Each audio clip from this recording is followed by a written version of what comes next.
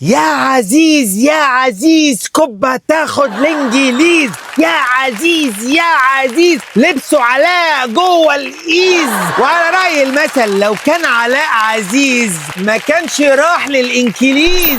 احنا احترنا معاك يا علاء، تسجنوا مفضوح، تطلعوا مفضوح، تسفروا برضو مفضوح، نعمل لك ايه تاني يا فتوح؟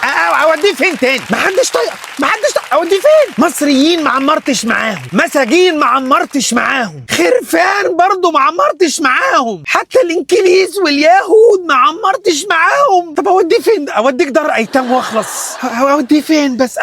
بس انا بقى هتصل لك باللي يقبل تربيتك، هو ده اللي يربيك في بيته بقى ويحتضنك علشان هو بيحب اللي زيك بالظبط. انا هتصل لك، هو كان فين نمرته؟ كانت هنا. المسيح الدجال اهو.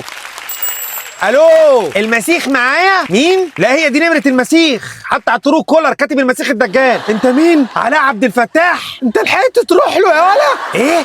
علاء ده اسمك الحركي الدهني؟ يعني انت اهلا بيك يا مسيح. انا كنت شاكك من الاول. اقفل غرفة 60 داهية يا ناقصة فتن. انا شاكك في امه من الاول، وانا اقول السيسي صفره ليه؟ خلصنا منه ليه؟ اتاريه عزيز مصر خايف علينا من الفتنة الكبرى. يعني دلوقتي القيامة قامت في بريطانيا خلاص، زمانهم بيتحاسبوا. يا ريت تكون مبسوط يا كير. اظن مفيش اعظم من كده هدية في راس السنة. احلى حاجة ان احنا خدنا من علاء ده كل اللي احنا عايزينه منه، حتى لا بتكسف بصراحة بقى. صباحية مباركة يا توحة. فأحلى حاجة خدنا اللي احنا عايزينه وهوبا رحنا لفينه كده في لفة هدايا، لفة كده عبارة عن ملاية بيضة. ما هو ده لازم يروح ملفوف. وقمنا شاحنينه لزريبة بريطانيا. ايه بقى أصحاب الزريبة هناك طلعوا يلطموا يا عيني واتبروا منه، وكلهم هناك قاعدين بيرفصوا في بريطانيا، وكل من هب ودب بقى كله بيخبط في بعضه، وبدأوا يطلعوا الدفاتر القديمة اللي كان معشش عليها العنكبوت. فخلاص احنا بعتنا لكم الراجل ده هدية. بالله عليكم النبي قبل الهديه، والله ما راجعه، اقسم بالله ما هي راجعه يا كير. لا لا لا لا لا لا عيب يا راجل، ده احنا اهل برضه. هو احنا يجي لنا اعز منكم؟ طب ايه رايك بقى يا كير بقى؟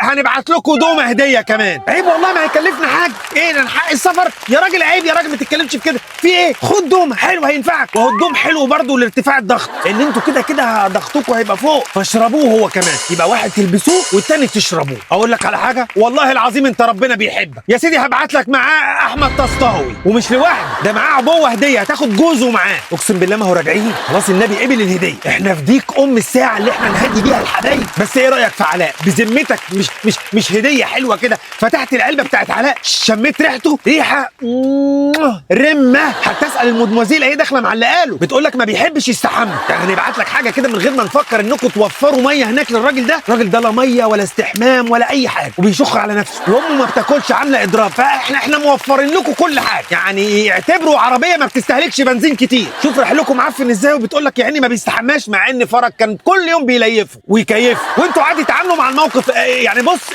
قلعوا له البنطلون ونضفوا ليته كويس. هو بس من الفرحه لما سافر لكم يعني نزل زبل كتير في البنطلون. بس سبحان الله يا اخي 48 ساعه بس كانت كفايه ان الانجليز كلهم يكشفوا حكومتهم. اول ما شافوا صورته قال لك ايه ده بيكره الحمام، ما بيستحماش. امال لو شاف امه لا بتستحمى ولا اي حاجه، بتتكرع طول الوقت في وشنا.